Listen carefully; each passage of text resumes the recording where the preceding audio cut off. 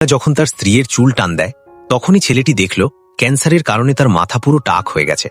তখনই সে বুঝল যাকে সে এতদিন ঘৃণা করেছে সে আসলে মৃত্যুর সাথে লড়াই করছিল। তার স্ত্রী তাকে ভীষণ ভালোবাসত।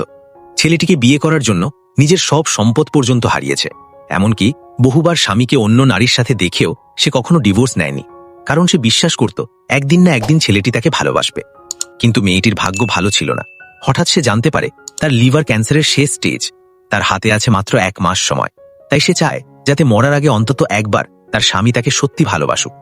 সে স্বামীকে ডিভোর্স পেপার দেয়, কিন্তু একটি শর্ত রাখে, এই 1 মাসে স্বামী যদি তার 3টি ইচ্ছা পূরণ করে তাহলে সে চুপচাপ চিরতরে চলে যাবে। স্বামী অনেকদিন ধরেই ডিভোর্স চাইছিল, তাই সে রাজি হয়ে যায়। তার প্রথম ইচ্ছা একসাথে একটি চ্যারিটি অনুষ্ঠানে যাওয়া। মেয়েটি ভেবেছিল এইবার হয়তো ছেলেটা তাকে ভালোবাসবে, কিন্তু সেখানে গিয়ে ছেলেটি সবার সামনে তাকে অপমান করে এবং তার প্রেমিকার জন্য দামি উপহার কিনে দেয়। মেয়েটির দ্বিতীয় ইচ্ছা তাদের বিয়ের শহরে একসাথে যাওয়া, কিন্তু বিমানবন্দরে পৌঁছে স্বামী তাকে একা রেখে প্রেমিকার কাছে চলে যায়।